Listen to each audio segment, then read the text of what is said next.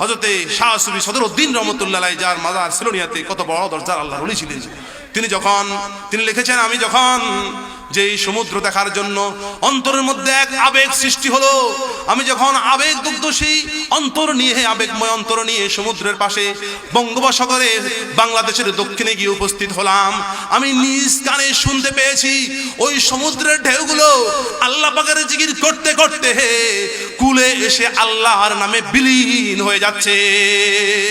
তখন আমার দোয়ায়ে কাদার কথা মনে পড়লো, যে দোয়ায়ে কাদাটা আল্লাহ রাব্বুল আলামিন তার প্রিয় হাবিব নবী মুহাম্মদুর রাসূলুল্লাহর উম্মতদের জন্য যে মেরাজের রজনীতে উপহার স্বরূপ দান করেছেন, যে দোয়ায়ে কাদাটা আল্লাহ রাব্বুল আলামিন আসমানে দুদুল্যমান অবস্থায় একটা সবুজ অক্ষরে লিখে রেখেছেন, সেই দোয়ায়ে কাদার অংশটা সুফি সদরউদ্দিন রহমতুল্লাহ আলাইহি বলেছেন, আমার সেই দোয়ায়ে কাদার অংশটার কথা মনে পড়ে গেল, স্মরণ পড়ে গেল।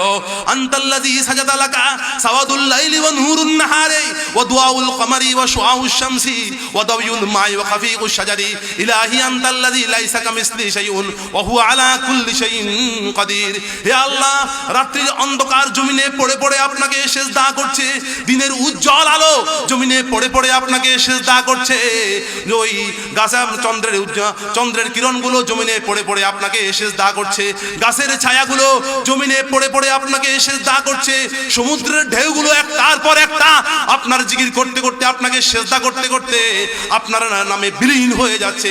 হে আল্লাহ, আপনার মতো এরকম দৃষ্টান্তমূলক একজন মাওলা, একজন মালিক আর কোনো কেউই হতে পারে না। আপনি সব কিছুর উপরে সর্বশ্রেষ্ঠ ক্ষমতাবান আল্লাহ। সে আল্লাহ রাব্বুল আলামিনের প্রেমিক যারা, আল্লাহ পাকের বান্দা যারা, তারা অন্যান্য আওয়াজের মধ্যে, পাখির কিচিমিচি শব্দের মধ্যে আল্লাহর জিকির শুনতে পায়। আল্লাহ পাকের বান্দাগণ আল্লাহ রাব্বুল আলামিনের দিকে ধাবিত হতে হবে, আল্লাহর প্রেমে, আল্লাহর ইশক মহব্বত অন্তরের মধ্যে হাসিল করতে হবে আল্লাহর জিকিরের মাধ্যমে। ইজাহা জিন্দা নোমা জিন্দানিয়া হুফরাকুম জিন্দাকুন খুদরাওয়ারিহা।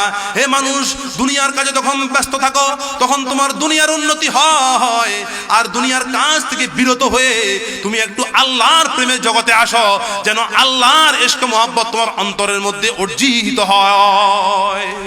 আন্দরিরা মে থরাস মে খরাস তাদমে আখির দমে ফারেক মুবাস।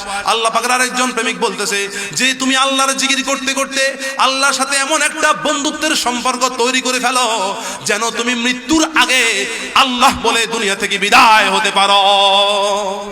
তাহলে সে আল্লাহ রাব্বুল আলামিন জিকির দরকার আছে কি নাই? আল্লাহর প্রেম মহব্বত অন্তর মধ্যে হাসিল করতে হলে অবশ্যই আল্লাহর জাকিরিন হতে বান্দা হতে হবে, আল্লাহর জিকির করতে হবে। আল্লাহ পাক আমাদের সকলকে বুঝার আমল করার তৌফিক নসিব করুন, আমিন। আল্লাহ পাক এই মাহফিলকে কবুল করুন, আমিন। এই মাহফিলে যারা আমরা উপস্থিত হতে পেরেছি, হাজিরা দিয়েছি, আল্লাহ যেন আল্লাহর নেককার আবেদিন সালেহিন মুত্তাকিন বান্দা হিসেবে, আল্লাহর প্রেমিক বান্দা হিসেবে আমাদের সকলকে কবুল করুন, আমিন। যারা এই মাহফিলের জন্য সহযোগিতা করছে বিভিন্নভাবে, তাদেরকে যেন আল্লাহ আরো হাজার হাজার লক্ষ লক্ষ কোটি কোটি মালিক বানিয়ে দেয়, তাদের